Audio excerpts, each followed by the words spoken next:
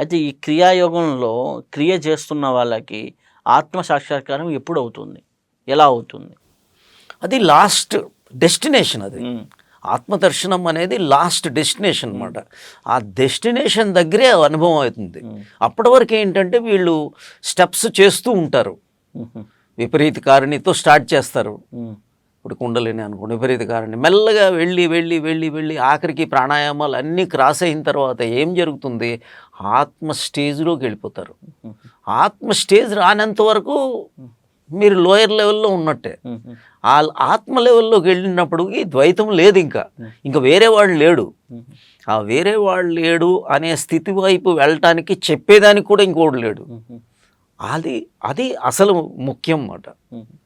ఏదైనా సరే, ఏ సిస్టమ్ అయినా ఆత్మదర్శనమే ఆఖరి స్టెప్, డెస్టినేషన్. అప్పటి వరకు ఆలోచనలు ఉంటాయి, అన్నీ ఉంటాయి.